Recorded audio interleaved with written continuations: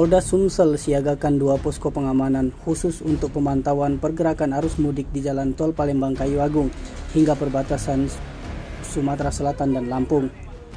Diketahui setidaknya ada 114 km jalur jalan tol di Palembang Kayu Agung hingga menuju perbatasan Sumatera Selatan Lampung, di mana kedua pos pengamanan itu tersebut berada di rest area KM 311 jalur Bandung Kayu Agung Lampung dan KM 277 di jalur Ambon Lampung menuju Kayu Agung.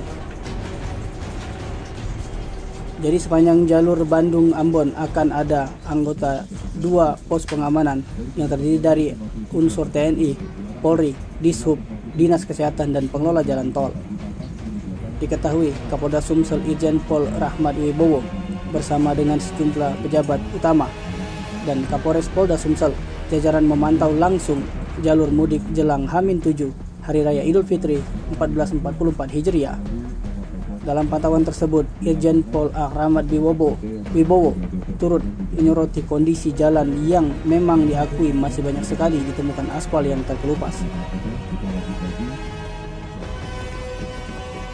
Dengan waktu yang sudah memasuki H-8 puncak arus mudik yang diprediksi akan terjadi di tanggal 20 April mendatang, Kapolda Sumsel mengimbau kepada pemudik yang hendak masuk ataupun keluar Sumsel terkhusus akan melintas jalur tol PKA untuk melakukan perjalanan pada siang hari.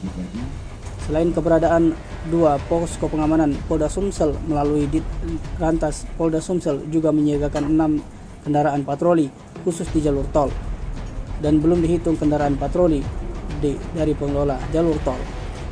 Terlepas itu, Kapolda Sumsel memastikan arus mudik tahun 2023 ini tidak terjadi kemacetan, sebab selain jalan tol juga ada jalur alternatif non-tol. Rekan-rekan media yang saya cintai, hari ini kita bersama pejabat utama Polda Sumatera Selatan. Ada Bapak Karo Ops, Bapak Ditlantas, Dit Intel, hampir semua pejabat utama ikut. Juga dari Polsek, Polres juga ada, dari Polres Oki, Polres OI, dan Polres Banyuasin, dari Jasara Harja, kemudian dari pengelola tol, Waskita Karya, dan Utama Karya. Kita berada di kilometer 253, perbatasan antara Provinsi Sumatera Selatan dengan Provinsi Lampung. Panjang jalur tol yang kita lintasi tadi berawal dari kilometer 367. Sekarang kita berada di kilometer 253, berarti ada 114 km.